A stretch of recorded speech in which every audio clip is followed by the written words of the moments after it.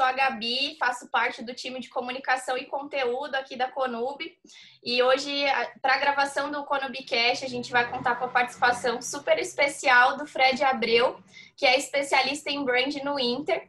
E aí, antes da gente conversar, eu queria que o Fred se apresentasse. Então, Fred, fica à vontade aí para falar um pouquinho sobre você, para o pessoal que nos acompanha. E contar um pouquinho da sua trajetória, da sua experiência, antes da gente começar. Não, legal, Gabi. Primeiro, muito obrigado pelo convite, né? Muito legal, estamos aí felizão de participar aqui.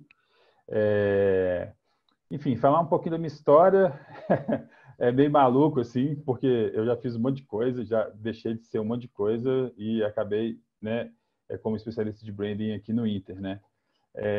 Lá atrás, assim, na faculdade de publicidade, eu queria ser diretor de arte, né, / designer, né, assim, estava descobrindo as coisas ainda. Até que chegou um ponto que eu quase formando ali no 7º para o 8º período, eu falei, cara, se eu for designer, eu vou morrer de fome, cara, eu preciso ser alguma outra coisa.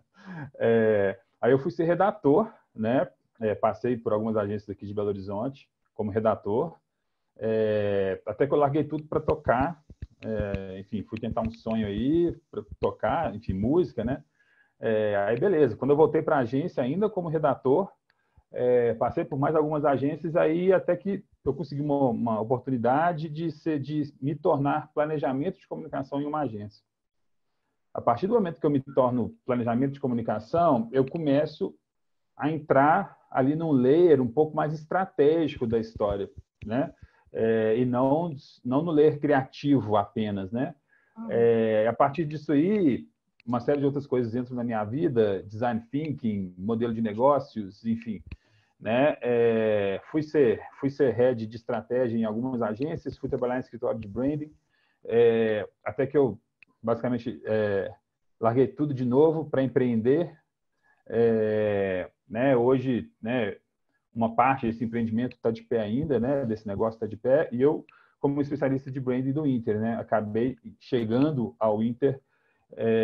Então, assim, esse é um resuminho da minha história, né? Nesse meio do caminho aí tem muita paixão pela música, por branding, por design, por cachorro, tem muita paixão envolvida aí nesse vai e volta aí. Queria só agradecer por você ter contado um pouquinho sobre você. E aí queria iniciar o nosso papo para falar um pouquinho sobre branding e tudo que gira em torno desse universo de criação de marca, né, e de identidade. Para você, branding e marca são coisas diferentes? E qual a importância deles para um negócio? Sim, respondendo diretamente, tá? Para mim são coisas intimamente relacionadas, mas diferentes, tá? Mas eu vou aproveitar essa pergunta para dar um passinho atrás, né, para falar um pouquinho sobre uma certa confusão que ainda existe quando a gente fala de marca, né, e uma certa confusão que hoje existe num grau um pouquinho maior do que a anterior, quando a gente fala de branding, né? Durante muito tempo, se entendeu marca como a expressão visual, né? O logotipo, a logomarca, a logo, né? Enfim, independente de cada pessoa fala de um jeito, enfim, né? Existe uma discussão sobre isso também, qual que é o jeito certo de falar, né? Mas não é o nosso tópico aqui agora. Quando, na verdade, a gente já há muito tempo, né, entende marca como basicamente resultado de todas as interações que você tem como empresa. Seja no atendimento, você está fazendo marca, né? Seja na comunicação, né? Você está fazendo marca, né? Seja ali quando eu entro em uma loja ou em um ambiente físico, né? Cara, você está fazendo marca, né? Então, marca não é só sobre a expressão visual, né? Obviamente, ela tem um papel de resumir aquilo tudo, né, em um símbolo, né? Ou, enfim, num conjunto de letras ali, né, numa fonte que fala sobre que basicamente resume e expressa as características do seu negócio, né? Mas marca vai muito além disso, né? E quando a gente entende isso e de fato assume e leva isso para o dia a dia, né? Aí a gente começa a fazer branding de verdade, né? Branding, então, é muito mais o jeito, né, ou a forma, ou a ciência que você utiliza para gerenciar uma marca, né? E aí uma confusão também que existe um pouco quando a gente fala de branding é como se branding fosse também apenas só a expressão visual, a identidade visual, né, que existe, né? E branding é muito mais do que isso, né? Então, assim, fazer marca, né? Trabalhar com branding, gerenciar uma marca, ela está extremamente relacionado, né? É uma coisa que está extremamente relacionado com esse gerenciamento das experiências que as pessoas têm nos mais variados pontos de contato que uma empresa pode ter, né? Então, o interessante é você ter a sua estratégia de marca, né? Você saber sobre o que é a sua marca. A gente vai falar um pouquinho disso mais para frente, eu imagino. E você ter coerência disso em todos os pontos de contato. Porque aí a pessoa vai interagindo com a sua marca, né? Seja ali no chat de atendimento, né? Seja quando ela liga para a sua empresa, seja quando ela vê um anúncio, né? Poxa, tudo faz sentido. É tudo sobre a mesma coisa, né? Então, muito sobre isso, né? Então, eu falo muito... eu tenho como referência muito grande o Wally Ollins, né? Ele fala dos 4 vetores, né, do branding, né? Que é basicamente produtos e serviços, comunicação, os seus ambientes e comportamento, né? Então, basicamente, a sua estratégia de marca ela tem que reverberar e ter coerência nesses 4 vetores. E quando você vai, de fato, trabalhar a estratégia de marca, implementar uma estratégia de marca, né? Quando você olha para esses 4 vetores, você vê que o desafio é gigante, né? Porque projetar, fazer o projeto, embora, obviamente, é complexo, né? Mas implementar é muito difícil, né? No dia a dia mesmo, você pegar uma estratégia de marca que está ali num PDF, com diversos slides, falando o que você é, o que você acredita, quais são os seus valores, qual é o seu propósito, qual que é o seu tom de voz, né? Quais as percepções, né, que você precisa construir para a sua marca. Quando você coloca isso no dia a dia, principalmente compartilhando com diversas equipes que não tem no core ali da atuação branding ou nem mesmo comunicação, né? Então é um trabalho de formiguinha mesmo no dia a dia para de fato sei lá, fazer o branding de uma marca de fato acontecer, né? Uhum, entendi. E aí, puxando um pouco, né? Como você disse, inevitavelmente a gente cairia um pouco nesse ponto. Para você, quais fatores são essenciais para a construção de marca para se fazer uma boa gestão, né? E se construir uma boa marca? Por onde começar? O que não deixar de lado? Como lidar com isso, assim? Não, legal. Eu acho que, primeiramente, branding é sobre verdade, assim, sabe? Esse é o ponto principal, né? Então, você tem que ir a fundo na sua realidade, ir a fundo no DNA ali do negócio, né? Seja esse negócio um negócio que está nascendo agora ou não. É até interessante que negócios que estão nascendo agora, aquela energia, o porquê eu estou fazendo, né? Pode estar ainda um pouco confuso, difuso, mas é onde está mais fervilhando, né? Geralmente, quando as empresas têm muitos anos, você tem que escavar para poder voltar lá naquela energia que foi a gênese da empresa, que muitas vezes o propósito mora muito ali, né? Então, assim, branding é sobre você mergulhar na sua essência, encontrar o seu propósito, né? Encontrar os seus valores, o que te move, né? Que são os drives que vão basicamente fazer parte ali das suas decisões no dia a dia, né? Você entender quais são suas propostas de valor, né? Por que as pessoas deveriam te escolher, por que as pessoas não deveriam te escolher, né? Também é muito, muito importante ver isso. Cara, assim, como que você gostaria que as pessoas, no final das contas, percebessem a sua marca? Desenha isso, escreve lá no post-it, no papel, enfim, no quadro, de qualquer jeito, né? Do jeito que você gostar mais de, enfim, que você se dá bem ali melhor no dia a dia. Então, existem vários fatores que são sobre você entrar na essência da empresa, né?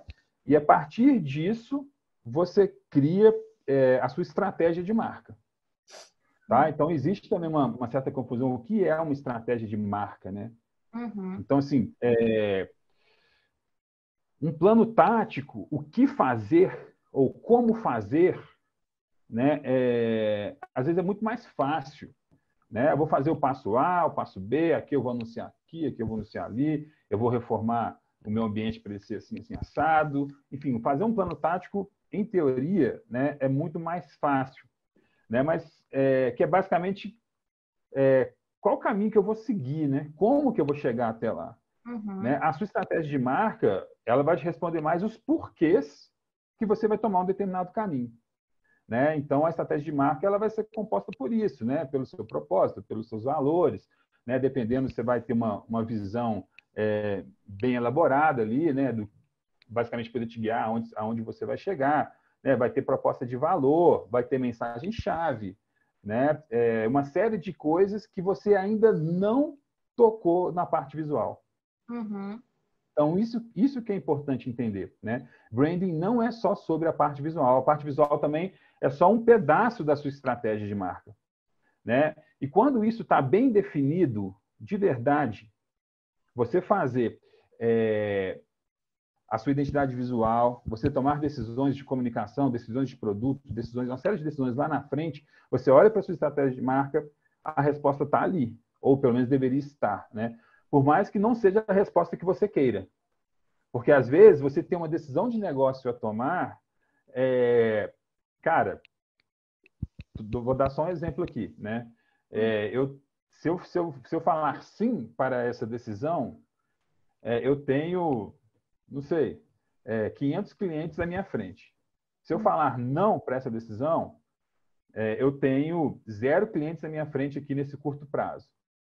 E pode ser que a sua estratégia de marca te leve a falar não. Você vai, em teoria, você vai dizer não a esses 500 clientes, né? Só um exemplo bem hipotético aqui, no curto prazo.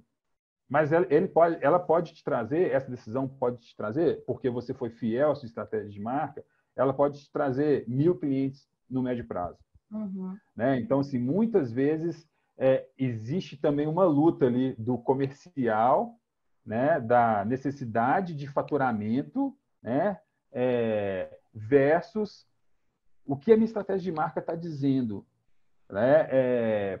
Muitas pessoas acabam achando que isso é antagônico, mas não deveria ser, e não é de verdade. Né? É só porque, muitas vezes, branding tem um mindset que é sobre médio e longo prazo. Uhum. Né? Se você acreditar, vai chegar lá. Tá? Se você for abandonando tudo no meio do caminho, vai chegar no resultado final, você vai ter 500 clientes e é só aquilo, porque você não foi coerente.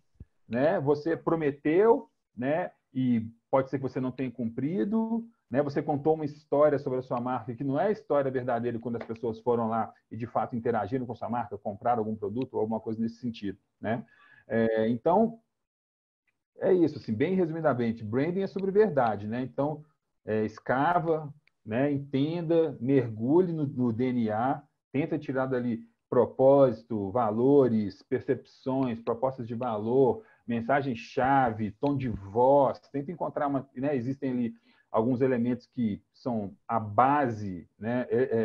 Atributos funcionais, atributos emocionais, né? Ali, que compõem uma estratégia de marca básica, vamos dizer assim, né? E a partir desse momento, né, vai ficar muito mais fácil você fazer a gestão da marca, né? Tanto sendo nas expressões visuais ou nas decisões de negócio que eventualmente e logicamente elas vão aparecer ao longo do caminho. Uhum. Perfeito. Ainda dentro dessa linha, a gente vê isso acontecendo em várias empresas de vários ramos, né? Que se construíram em cima de uma temática de cores, de tom de voz. A gente reconhece por questões, às vezes, muito específicas, assim. E são empresas que, inevitavelmente, se tornaram muito grandes. O Inter é um ótimo exemplo disso, né? Quando a gente pensa em um banco laranja, você já vem à nossa cabeça. É muito automático isso. E então, dentro desse segmento, para você empresas que investem de forma efetiva em branding, em construção de marca, elas podem ter seus negócios potencializados por isso e crescerem de maneira orgânica e positiva dentro do mercado, então, sendo com bastante investimento em branding e construção de marca. Eu acredito, assim, piamente nisso, né? Como profissional de branding, essa é a minha bandeira todo dia, né? Eu levanto todo dia, assim, desde que eu acordo até a hora que eu vou dormir. Porque, assim, a identidade, né? Ela traduz a sua marca. É até engraçado você falar isso, né? Que, em teoria, o Banco Laranja deveria ser o Itaú. Uhum. Né? É engraçado isso, assim, né? E como que, de fato, o Inter, depois eu até vou falar um pouquinho disso, se tiver oportunidade, Claro. como que hoje a gente se posiciona como muito mais que um banco, né? O Inter já deixou de ser apenas um banco faz um tempo, e essa agora é a nossa luta de construção de marca, né? Nosso discurso hoje é muito em cima disso. Mas como que, de fato, para algumas pessoas, em teoria, o Banco Laranja é o Inter, né? E até pelo poderio, até econômico mesmo, assim, histórico, deveria ser o Itaú, né? Então, existe aí uma luta pela pregnância dessa cor, vamos dizer assim, né? No qual a gente está, enfim, a gente está conseguindo alcançar bons resultados, assim. Mas aí é interessante isso, né? Quando a gente fala de branding, quando a gente fala de identidade, né? Essa identidade também ela não é só visual, né? Então, branding é repetir discurso, branding é repetir símbolos que você encontra para sua marca, né? É repetir comportamentos, né? Então, você vai ter sua identidade visual, né? Mas, ao mesmo tempo, você vai ter identidade verbal, né? Você deveria criar uma identidade sonora, né? Você pode ter uma identidade olfativa, você pode ter uma identidade, inclusive, comportamental, né? Aí a gente vai entrar muito em cultura organizacional também, né? Porque o branding ele também é reflexo de cultura, né? Então, quando a gente fala de identidade, de gestão de marca, né? Mais uma vez, assim, né? O visual ele é só um pedaço, né? Eu, Fred, sou especialista de branding e não sou designer gráfico propriamente dito, né? Eu sou um cara de estratégia, sou um cara de planejamento, fui redator, né? Então, assim, eu atuo ali num outro layer, obviamente, né? A gente precisa de um designer para poder tangibilizar toda essa história, né? E o que aparece, né? A embalagem precisa ser bonita, né? E a embalagem é um designer que faz, né? Então, a expressão visual, obviamente, né? Ela é fator chave nisso, né? Mas, né, quando a gente fala de identidade, de gerenciamento de marca, a gente vai muito além disso, né, e pensar em todos esses fatores que compõem, né, que compõem uma marca e como que a gente pode, a partir das mesmas diretrizes, né, criar padrões de comportamento, né, para identidade verbal, para identidade visual, para identidade comportamental mesmo, enfim, né, e algumas outras possibilidades que existem. Legal.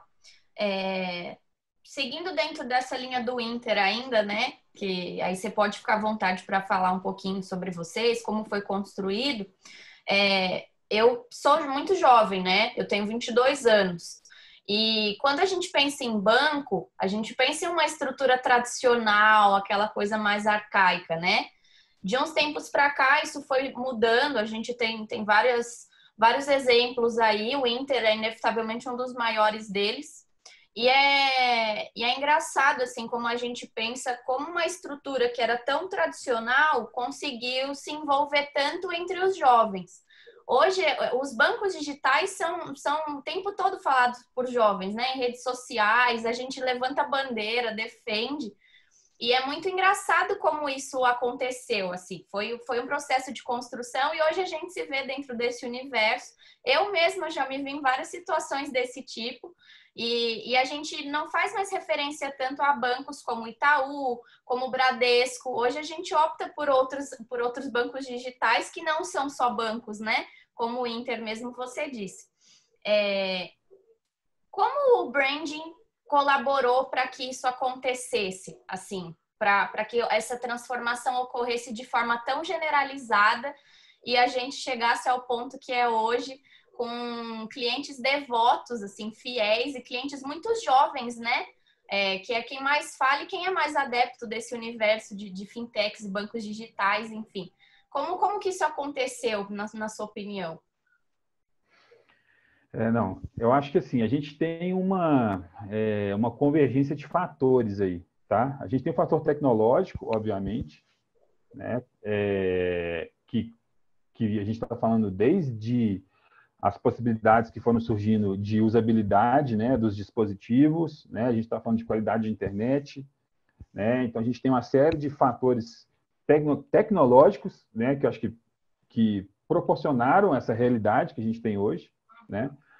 A gente também tem fatores comportamentais, né, que basicamente, né, esse público mais jovem, com outro mindset, com outros valores, né, com outras crenças, né? Então, o importante não é o acúmulo, né? O importante é muito mais a experiência, o viver, o desfrutar, né? Então, assim, né, teve uma mudança de comportamento. E na esteira, né, eu acho, desses dois principais fatores, a gente tem o surgimento dos bancos digitais, né? Especificamente no caso do Inter, é até interessante porque o Inter ele nasce como intermédio, que era uma financeira, né? E aí quando o João Vitor, né, que hoje é o nosso CEO, ele assume o Inter, ele transforma o Inter no primeiro banco digital brasileiro, né? Então o Inter também carrega um pouco de pioneirismo nessa história. E aí, quando você tem tecnologia que proporciona, quando você tem mudança de comportamento e você tem uma marca como o Inter e outras marcas que vieram na esteira, que detectam essa tendência, vamos dizer assim, de comportamento, e transformam isso em um serviço, em um produto, né? O fit é quase natural, assim. Né? Aí entra o branding, né? Entra a comunicação, porque lembra lá dos quatro vetores, né? Então, a gente tem comportamento, né, do público, a gente tem a parte tecnológica que permitiu o surgimento de um produto e serviço, tá? Banco digital no Brasil, né? Ok, a partir do momento que existe esse produto, a gente tem, né, um outro vetor, que é o vetor de comunicação, né? E aí branding atua fortemente nesse ponto, que é como você conta uma história de um produto, né, que ele simboliza um novo jeito de pensar, um novo comportamento. Como que você conta essa história de uma forma que ela se conecta, assim, na veia, no coração do jovem? Né? Então, o próprio Inter mesmo, o banco digital gratuito e completo, né? É a revolução bancária, né? Que foi o primeiro discurso do Inter, como quando ele de fato se torna um banco digital. Poxa, revolução bancária, né? Estamos mudando o mundo, venha mudar com a gente, né? Então, assim, tem todo um discurso ali que é um discurso que, assim, cara, basicamente ele é o que borbulha na mente de todo jovem que está querendo mudar as coisas, né?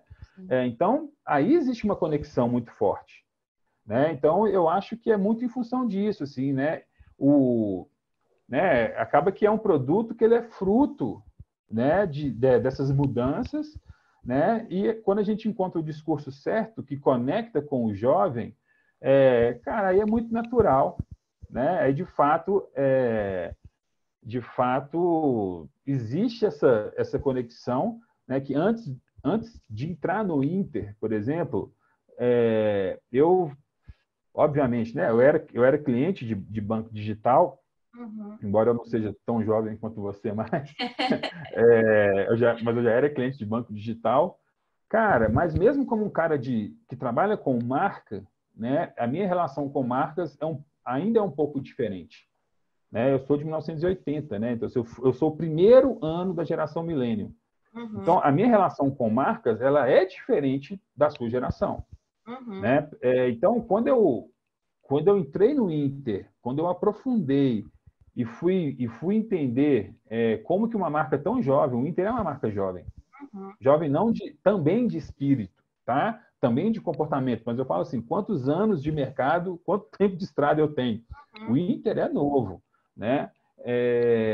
Então, assim, é muito legal de ver a conexão que já existe, né? Uma conexão de love marker mesmo, assim, né? De pessoas que amam a marca Inter, né? Amam o nosso Interpig, né? E defendem, sabe? E vão lá organicamente, assim, sem nenhum tipo de incentivo, assim, vão nos posts dos concorrentes e falar o do Inter é muito melhor. Da mesma forma que, né, no que a gente faz também, vem direto. Né? Os defensores dos concorrentes falam, o do banco X ou da marca X é bem mais legal.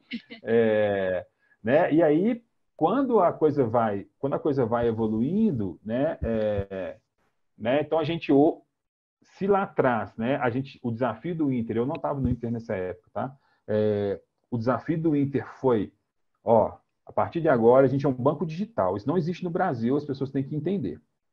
Né? Tem que entender que é seguro, né? Tem que entender que é gratuito, que é completo, não tem tarifa, não tem um monte de coisa. Então, para o jovem também isso é assim, opa, beleza, não preciso pagar pelo banco, não preciso pagar anuidade, né? Enfim, então também ajuda bastante. Né? E hoje a coisa evoluiu, né? O Inter foi acoplando uma série de serviços ali, né? Orbitando a conta digital. Né? Então, hoje a gente tem seguros, tem o shopping, né? Que você compra Magazine Luiza, você compra Frios, você compra Americanas, enfim, você compra nos grandes players, a Amazon, né? Por dentro do app do Inter. Né? Em algumas regiões você tem delivery, você pode comprar passagem aérea, você tem plataforma de investimentos. Então, assim, o Inter deixou de ser um banco há muito tempo, né? Ou deixou de ser apenas um banco, na verdade, né? Aí foi quando a gente, há um ano atrás, a gente revisitou a nossa essência, né? Aí veio uma consultoria, a gente revisitou a nossa essência, né? A gente viu que o propósito que estava desenhado até então, ele guiou a gente muito bem até um determinado ponto, né? Mas, enfim, a partir daquele momento, a gente pivotou esse propósito, né? Então, ele é diferente, né? E a gente mudou propostas de valor para poder, uma série de coisas, discurso, identidade visual, né? Tudo isso novo, né? No rebranding que a gente passou há mais ou menos um ano atrás, para poder representar esse novo momento do Inter, né? Desse super app, dessa plataforma que basicamente reúne um monte de serviço para poder simplificar a sua vida, né? Para você poder fazer uma série de coisas que a sua vida precisa hoje dentro do mesmo app, né? E aí a nossa batalha hoje é sobre isso, né? Então, assim, a gente está Inter simplifica a vida, criar o que simplifica a vida das pessoas, né? E existe uma série de mensagens que a gente repete estrategicamente, né? Então, a gente vai fazendo todo esse trabalho que foi feito lá atrás, a gente está fazendo ele de novo, né? E a gente espera que no médio e no longo prazo as pessoas entendam, né, de fato, que o Inter é muito mais que um banco, né? E a gente pode fazer muito mais pela vida das pessoas do que um banco digital hoje é capaz de fazer. Legal. Dentro desse espectro, né, você falou sobre comunicação, sobre construção de tom de voz. Esse é um ponto que me atrai, por até fazer parte de uma equipe de comunicação aqui dentro, né, da Conub. Eu sou uma pessoa até mais voltada para a parte escrita, então esse ponto de discussão sobre como construir um tom de comunicação interessante com os clientes pessoalmente, para mim, é uma coisa muito interessante, assim. E é um dos pontos, além da questão visual, né, da gente olhar o símbolo, olhar a cor e pensar, a forma de se posicionar e falar hoje é algo que é muito relevante para o público no geral, né? Acho que principalmente para a gente que é mais jovem, mas acho que para todo mundo, assim, de uma maneira geral. E hoje, com a internet, com toda essa questão das redes sociais, as pessoas elas exigem muitos posicionamentos, né? Elas exigem que as empresas falem e defendam ali os pontos para a questão da sinergia até, né? Entre o cliente e a empresa. Então, essa questão da comunicação, ela é essencial, isso é um ponto básico, assim. E aí, dentro desse ponto, o Inter é muito bom nisso, né? Eu, pessoalmente, sempre achei. E aí, essa questão da construção, voltada para o tom de voz. Como construir um tom de voz que esteja ali de acordo com os ideais da sua empresa, com o que você pretende alcançar, para atingir um fit interessante, né? Entre o público que você já tem, entre seus clientes e entre quem você quer alcançar. Como que a gente consegue chegar? Existe algum segredo para isso? Oh, segredo não existe, não. Aí é trabalho mesmo, assim, né? Parafraseando, não sei quem gosta de futebol aí, o Muricy Ramalho, né? Assim, aí, aqui é trabalho, né? E aí o dia a dia, ele é árduo quando a gente fala de tom de voz, tá? Uhum. E aí é interessante, vou tocar em alguns pontos, né, da pergunta que você fez.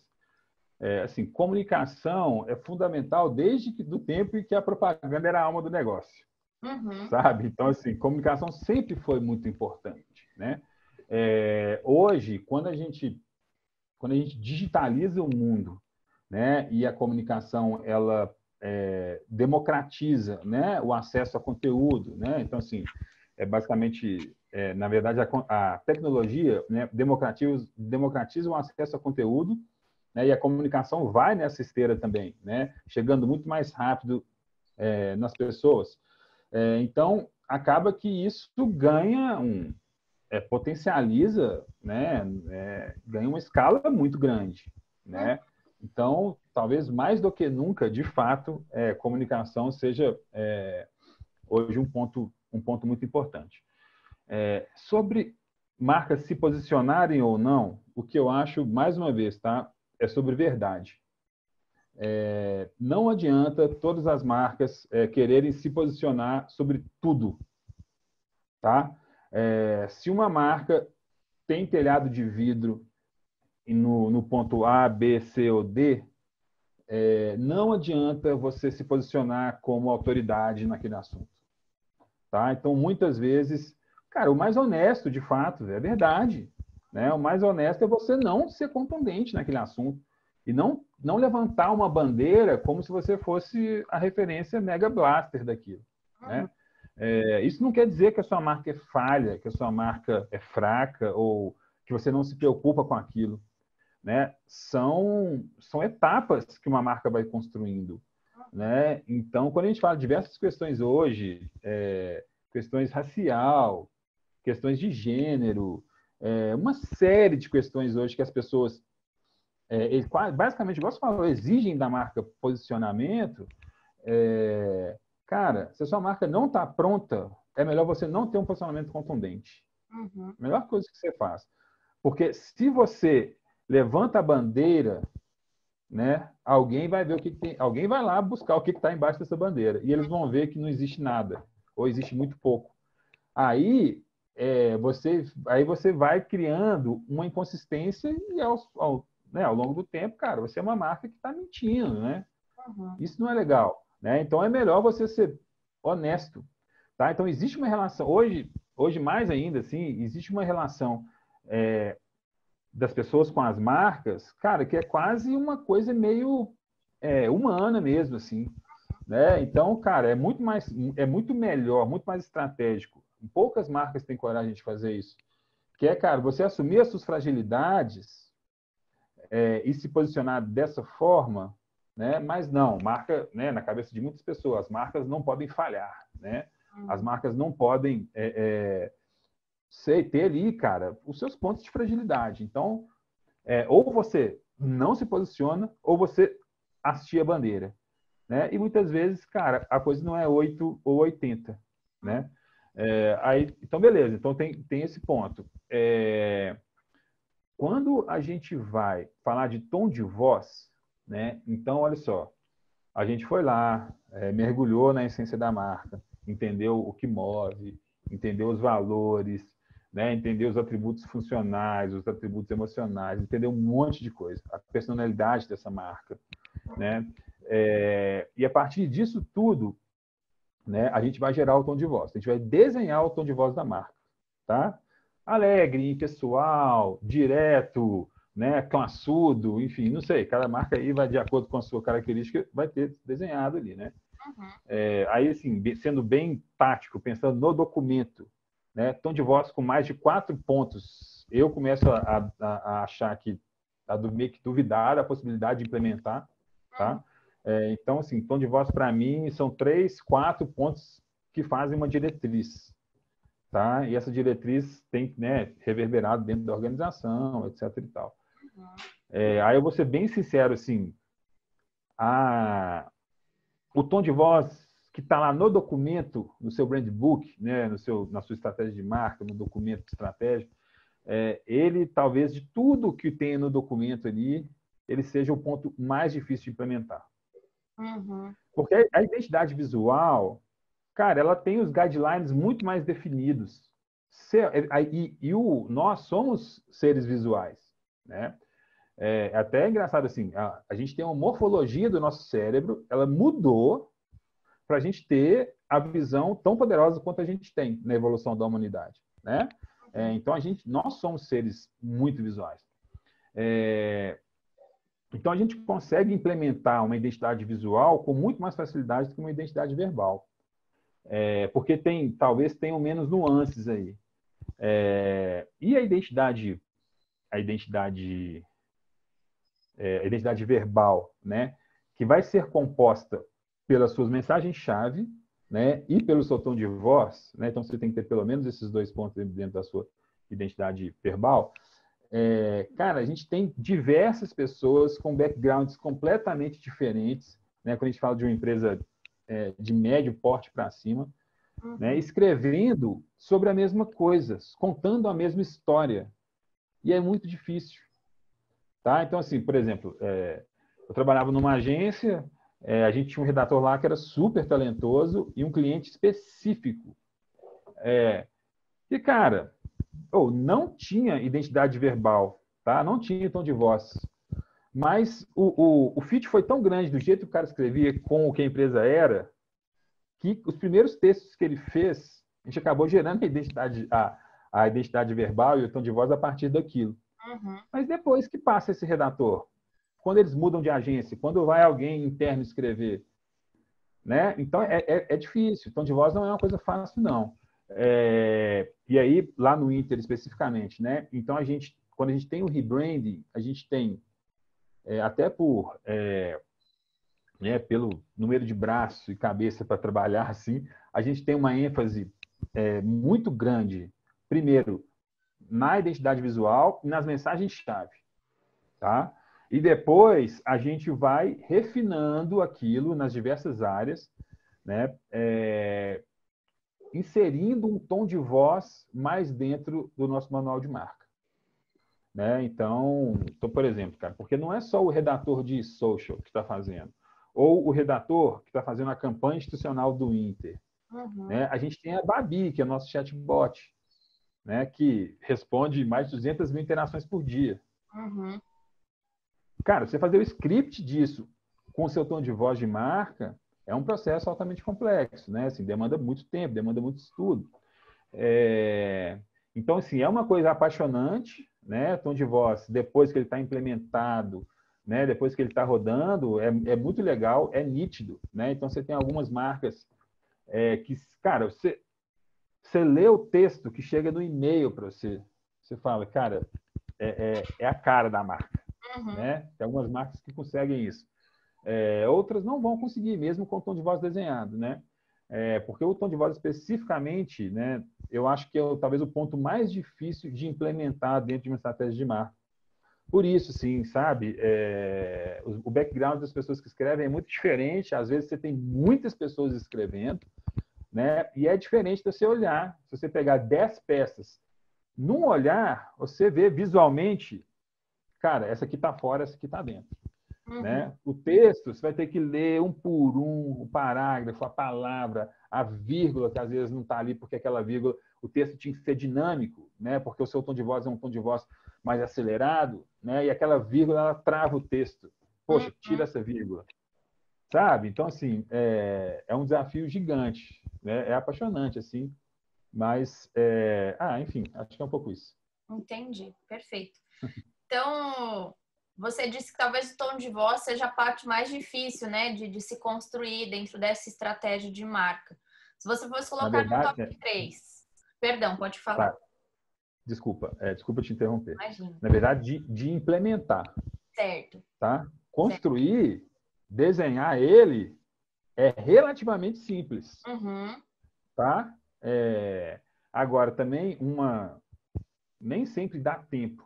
Tá? Principalmente se você é de uma consultoria de branding ou, enfim, de um escritório de design, de alguém que está fazendo um projeto. Né? Não sei se eu posso chamar de dica, não, tá? Uhum. Mas, assim, um conselho que eu daria cara, desenha o tom de voz e testa. Pede para os responsáveis escreverem em cima daquele tom de voz. Pega o que a empresa hoje escreve e escreve o mesmo texto como deveria ser. Uhum. Leva isso para o manual para ficar mais claro. Né? Porque muitas vezes vem um slide com as 4 ou 3 pontos do seu manual, do seu tom de voz, e quando a pessoa vai de fato escrever, ela não tem contexto, né? Uhum. Enfim, então acho que é isso. Entendi. Então, só retomando a pergunta, para se implementar o tom de voz, talvez aí provavelmente é o mais difícil. Mas se você fosse colocar numa hierarquia de dificuldade de implementação, talvez até de criação, aí vai da sua visão. Os 3 pontos principais que são mais desafiadores, né, para uma empresa construir nesse sentido de desenvolvimento da marca, quais que você diria e por quê? Sabendo que a gente já vai ter o tom de voz ali, possivelmente em primeiro lugar, né? O tom de voz é um pouco isso que eu falei, né? Dependendo do número de pessoas que escrevem, a coisa vai ganhando uma complexidade, né? Acho que eu já falei bastante sobre o tom de voz. Na minha visão, na hora de implementar, é o mais difícil, tá? O segundo ponto, cara, é quase um sacrilégio isso que eu vou falar aqui, colocar o tom de voz mais difícil do que o que eu vou falar aqui, que é a questão do propósito, tá? Encontrar o propósito não é fácil, né? Encontrar um propósito que não vai ser só a frase escrita na parede ou, né, hoje em dia que vai estar lá lá dentro do seu site, é um propósito que de fato represente as pessoas da organização leem aquele propósito e aquilo representa o que elas fazem no dia a dia, né? O porquê elas acordam todo dia e vão trabalhar. É difícil, tá? O propósito atual do Inter, que é criar o que simplifica a vida das pessoas, não foi fácil chegar aí, tá? Então a gente teve diversas variações, caminhos completamente diferentes, né? Até a gente encontrar um propósito que as pessoas, quando todo mundo leu assim, poxa, isso me representa. Uhum. Né? Porque a partir desse ponto, fica muito mais fácil que as pessoas aderirem ao propósito. Porque o propósito, ele vai servir como uma bússola mesmo. Né? Então, basicamente, ele deveria fazer parte de todas as decisões que uma empresa toma a partir do momento que ela define seu propósito. Uhum. Então, por exemplo, hoje, para qualquer coisa que o Inter faça, o Inter deveria se perguntar como que isso simplifica a vida das pessoas. Se não simplifica, será que isso é Inter? Uhum. Né? Desde a criação do novo produto, o Inter é ótimo de lançar produtos, né, de lançamentos de novas funcionalidades, enfim, né? Até, sei, cara, a plaquinha que a gente vai pôr dentro do elevador para comunicar alguma coisa, entendeu? Sei, né? Cara, isso simplifica ou está aqui meio que fazendo outro papel, né? E aí eu volto lá atrás, né? E se não simplifica, mas isso pode me render bastante dinheiro em pouco tempo, Uhum. o que eu faço? Né? Eu tomo a decisão, eu dou o ok, eu vou em frente, ou eu falo, não, poxa, isso não é sobre Inter, ou isso não é sobre a marca A, a marca B, a marca C, de acordo com seus propósitos, né? E eu recuo e falo, não, cara, eu vou ser fiel à minha marca. Uhum. Né? Porque é isso que vai fazer com que as pessoas se apaixonem, que as pessoas que hoje são conectadas com a marca, elas vão aumentar a sensação de confiança, de lealdade que existe ali, né, da relação entre marcas e pessoas. Então, é difícil criar o propósito e é talvez mais difícil ainda articular esse propósito no dia a dia, quando a gente fala lá dos 4 vetores, né? Esse propósito reverberando em produtos e serviços, em comunicação, em ambiente e em comportamento. Tá? Então, assim, criar o que simplifica a vida das pessoas é o propósito do Inter. Como que a gente reflete isso no nosso ambiente?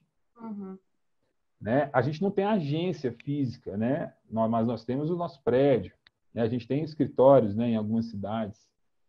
Cara, como que a gente leva esse propósito para o nosso ambiente, né? Então, deveria ser pensado dessa forma, né? Aqui no Inter, eu tenho muito... eu fico muito confortável para falar isso, e tenho muito orgulho também de estar participando disso, porque o Inter, como eu te falei, o Inter ele nasce como uma financeira, né? Então, o Inter nasce como um produto, tá? Ele é uma empresa, mas ele é uma empresa, ele é um produto em si, né? E ele leva esse DNA produteiro até hoje, né? Então, o Inter é uma empresa sobre produto, sobre lançar, né? E por isso ele se tornou o Super App, né? Por isso o Inter foi acoplando uma série de serviços super legais, né? Orbitando ali em volta da conta digital. Se o Inter não tivesse esse DNA produteiro, talvez a gente não fosse um Super App hoje em dia, né? Super App, até interessante aproveitar essa oportunidade aqui, é basicamente um aplicativo que reúne ali diversas funcionalidades que você usa no seu dia a dia, né? A gente tem exemplos mundo afora aí, e talvez assim no Brasil o Inter seja de fato o Super App de verdade mesmo do Brasil, acho que é o Inter. Não só porque eu trabalho aqui não, mas se você pega a tese do Super App, que é reunir diversas funcionalidades diferentes, né? Você poder ter sua plataforma de investimentos, pedir seu almoço, fazer seu financiamento imobiliário, né? Fazer o seu Pix, comprar sua passagem aérea, né? Aqui em BH tem um rotativo, que em São Paulo acho que é o faixa azul, né? Para você poder estacionar seu carro na rua. Enfim, cara, você faz tudo isso pelo app do Inter e muito mais, né? Então, assim, se o Inter não tivesse esse DNA produteiro, a gente não seria o super app que a gente é hoje, né? Então, tudo tem seus prós e contras, né? Mas, ao mesmo tempo, a gente vem, já faz um bom tempo, reforçando cada vez mais a importância de incluir a marca, né? O pensamento de marca nas decisões estratégicas e de negócio do Inter, sabe? E a gente vem conseguindo sucesso nisso, assim. Então, está sendo bem interessante, assim. Né? Eu acho que hoje o Inter tem um produto fantástico, assim. Ele tem uma marca fantástica também, que tem um potencial gigantesco, sabe? Que a gente está destravando o potencial de marca do Inter, né? Na mesma proporção que o negócio vai crescendo, né? Bem, então tá. Então, o primeiro seria tom de voz, né? O segundo criar e articular o propósito no dia a dia, né? Dentro das decisões de negócio. Eu acho que o terceiro ponto, aí eu acho que a gente pode falar da identidade visual mesmo, tá? Que não é simples também, né? Principalmente quando a gente vai para empresas que já têm um porte maior mesmo, né? Então, a gente pegar todos os pontos de contato, onde a marca antiga está presente, né? Isso vai custar dinheiro, vai ter um investimento grande ali. Se essa mudança faz parte, né, oriunda de uma fusão, o que vai acontecer com a marca nova, que vai, né, em teoria, vai sobrepor aquela marca que foi comprada, enfim. Né? Então, tem uma série de fatores aí que eu acho que aí a parte gráfica, né, ela entra ali também, foi uma luta. Aqui dentro a gente ainda está lutando no dia a dia para poder fazer tudo ficar redondinho. Eu imagino, realmente é desafiador. Aqui na Conub a gente já passou por isso, né? Por esse processo de tom de voz, de propósito, de identidade visual também. Você contou isso, eu lembrei um pouco até da nossa própria trajetória. É interessante como os desafios na sua essência são os mesmos, né? Só a forma que a gente vai aplicar as resoluções que mudam, mas é sempre ali a mesma base. E aí, para a gente finalizar, depois de ter agregado tanto conhecimento a todo mundo que nos acompanhou aqui durante o episódio de hoje, eu queria que você desse dicas para quem se interessa pelo assunto, por onde a gente pode começar, né? Talvez um livro, um curso, uma pessoa, estudar um pouco sobre uma pessoa. Se você puder falar um pouquinho sobre isso para a gente, nós temos sempre novos espectadores por aqui. Eu, pessoalmente, me interesso pelo assunto, então acho que agregaria bastante aí, se você puder falar, dar algumas dicas essenciais, assim. Sou uma pessoa que... Eu também sou movido por gratidão, tá? Então, eu sou uma pessoa que eu tenho... Obviamente, eu tenho referências externas, tá? Mas talvez as minhas maiores referências mesmo sejam as pessoas com quais eu trabalhei, assim, e com as quais eu aprendi. Então, eu vou citar algumas pessoas do meu dia a dia, né? Não estou mais trabalhando com elas, mas são pessoas que foram muito importantes durante essa jornada. Então, a gente tem... Um é a 2DA, Design e Branding, tá? Branding e Design, né? Na figura do Daniel Guimarães, que é o sócio, né? O proprietário. Hoje, o Luiz Antunes foi meu parceiraço de estratégia lá, também virou sócio. E o César Queiroz, que hoje ele nem está mais trabalhando na área, mas para mim são as três pessoas com as quais eu mais aprendi sobre estratégia de marca. Uhum. Sim, a 2DA é um celeiro de formação de bons profissionais de estratégia de marca, né? E bons designers também, né? Então, né? Para esses três eu tenho uma gratidão eterna, assim. Eu tenho outro parceiraço de vida mesmo, que é o Tidé. Hoje ele está na Greco Design, comandando o design lá, super premiado, né? Quando a gente pensa em, cara, transformar textos e estratégia de marca em alguma coisa graficamente bonita, para mim, ele é uma referência gigantesca. Então, Tidé também, cara, obrigado se você estiver escutando esse podcast. Tem duas pessoas também que são fundamentais, assim, né? O Guilherme Araújo, trabalhei com ele na RC Comunicação aqui em BH, depois na ZUB, Comu, agências digitais daqui. Então, uma pessoa que trouxe para mim, né, uma visão de negócio, uma visão de gestão de pessoas, e uma visão criativa também, que não tem faculdade, não tem pós-graduação que entrega isso. Uhum. Né? Tem o Dudu Araújo também, Eduardo Araújo, que é inclusive irmão do Guilherme, diretor de criação fenomenal. Então, assim, cara, trabalhar com algo criativo e ter o Dudu do lado, cara, tipo assim, é muito legal. Uhum. Então, são algumas pessoas, existem diversas outras, né, obviamente, que passaram pela minha trajetória, mas acho que essas são algumas pessoas-chave quando eu falo da minha formação como profissional, tá? E aí, assim, acho que eu tenho como principal referência de pensamento de branding, que é o Wally Ollins, tá? Uhum. Também, cara, tem livro, tem a Wolf Ollins, né? Que é um escritório, enfim, né? Que é uma super referência de projeto também, ver projeto legal de branding, né? Quando a gente fala de escritório, né? Tem os grandes, né? Assim, a Saffron, a Landor, a Meta Design, a Pentagram. Então, a gente tem alguns escritórios gigantescos aí, cara, que só projeto legal, né? Então, você consegue enxergar ali coerência de visual com discurso, enfim, né? Mas, ao mesmo tempo, aí você vai ver lá, depois de um ano de projeto, você vê que até as grandes têm muitos desafios na implementação, né? Que nem tudo são flores, no final das contas. Então, todo um processo de convencimento que a gente conversou, né? De fato, fazer aquilo rodar, né? Na essência, na plenitude, é difícil para todo mundo, tá? Isso não é desafio de pequenos escritórios, de pequenas empresas, é difícil para todo mundo.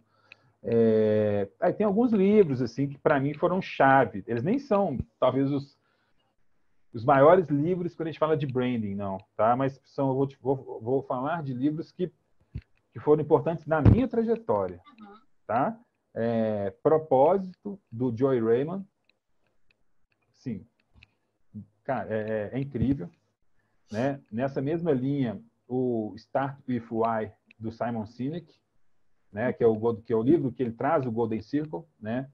Tem um TED dele também sobre isso, que Golden Circle, Simon Sinek. Quem nunca viu, pode bater agora e prepare-se para explodir a sua cabeça. Você vai ser outra pessoa após o que o Simon Sinek falar ali. Tem o The Brand Gap, que também foi muito importante para mim.